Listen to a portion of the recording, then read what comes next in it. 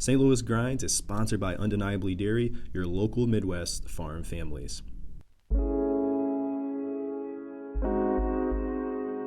Chasing quality and serving people since 1994 is no easy feat, especially in the hospitality industry. Ensuring a consistent cup of coffee is vital for a coffee shop that has 10 locations around St. Louis and is served at hundreds of businesses all over the St. Louis region.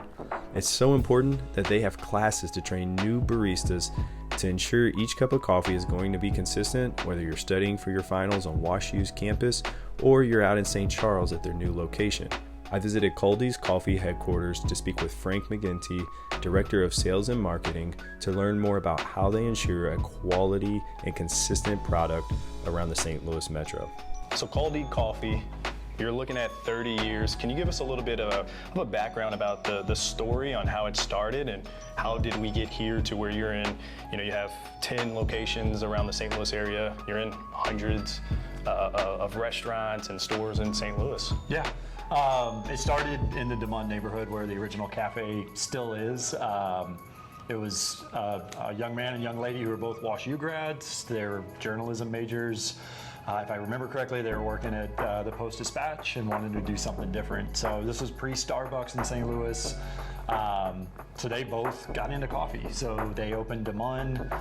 Originally, I think for about 6 months to a year, we were buying from some other roaster out of town. And then they had the epiphany of what if we roasted our own. So actually, if you go to that shop, there's kind of a shotgun room on the far side. The roaster used to sit in that window, and there's an alley between us and the next building. And if you look up to the second story, there's still the smokestack from where the roaster was piped out.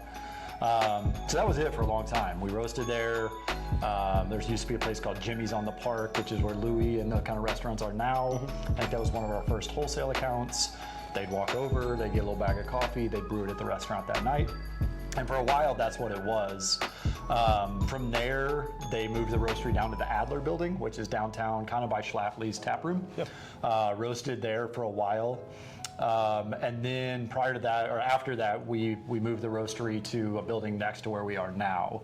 We operated out of there, gosh, probably 10 years. This even predated me starting, which I've been around for 16 years now.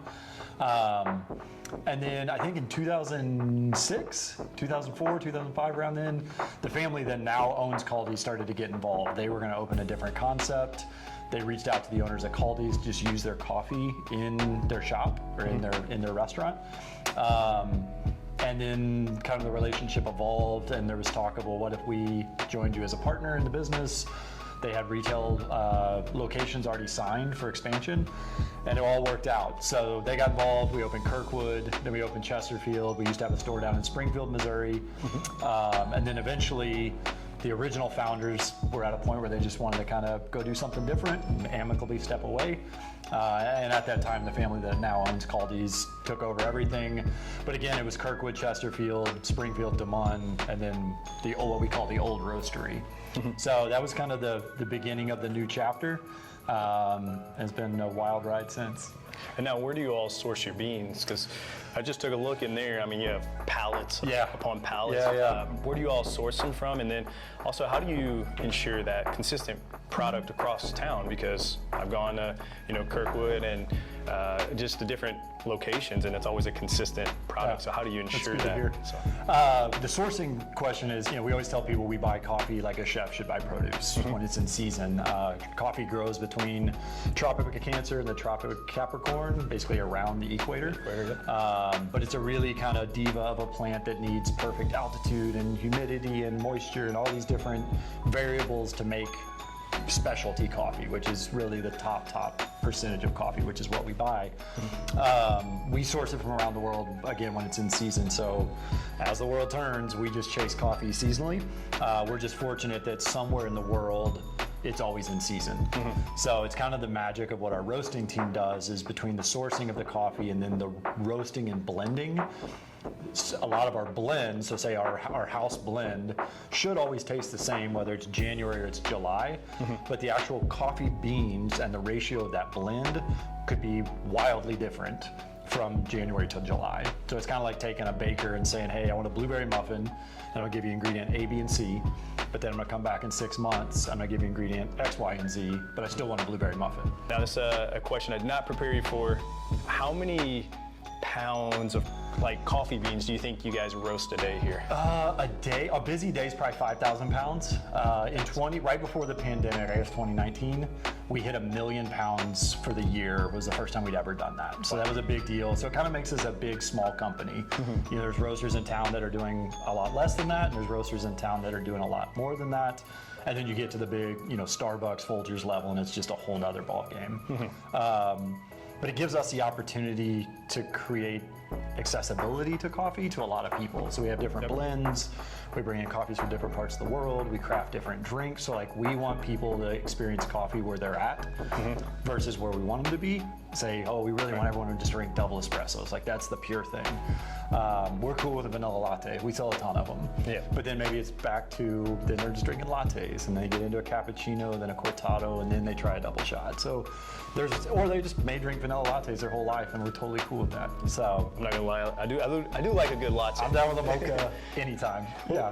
Well, like that's another key ingredient, dairy, milk. How do you make sure you're having that quality milk at each location, or how did you go about selecting that farm that you? Yeah, so we work with a bunch of different vendors and broadliners, and as you grow in scale, things change. You know, you look at the financial impact of it, you look at the sustainability impact of it. Really, and back to your question about consistency, like that's really where we need to lean into. So yeah, we try to use the best milk we can. We have a gamut of alternative milks because that's what people ask for and what they like and how they enjoy their coffee. So yeah, we evaluate all that, whether it's the milk we use or the bread we buy for our sandwiches, or the glutenless flour we're using to make a few made without gluten products in the bakery. Like we really try to look at all those details, but as you grow, scalability makes things more interesting. Right. And I love the spots in St. Louis that have 1 or 2 locations, and it's the same few people every day. But we talk a lot about the ability we have to bring coffee to a lot of different people through scale, but without jeopardizing quality. Well, I think it's amazing when people, a lot of people, they're coming to this area, the Grove, they're going by the City Foundry, they're driving past Highway 64. Yeah. So they're smelling your coffee beans. Yep. But I think I'm going to take this over to Damon. I'm going to talk to a barista. Yeah, that'd be great. Appreciate your time. Cool, man. Thank you so much. After learning a bit about their operations, we left Kaldi's Roastery to go visit one of their local shops. I'm here with Terry Parish of Kaldi's Coffee. How you doing this morning? Good, how are you? Hey, doing great. So what do we have in front of us? So today we just have a couple of traditional lattes. We have an 8-ounce and a 12-ounce, steamed with microfoam milk. Kind of nice, creamy and smooth. Just a very simple thing to start your day with.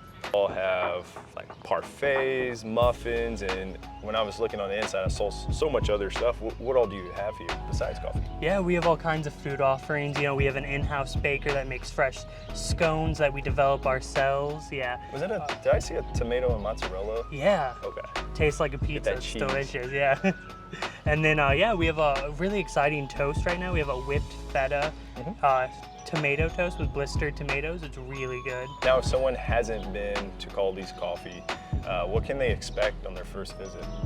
I hope they can expect, a friendly service and a good cup of coffee. We pride ourselves in being like the gateway to specialty coffee, because that was kind of the thing when we first started.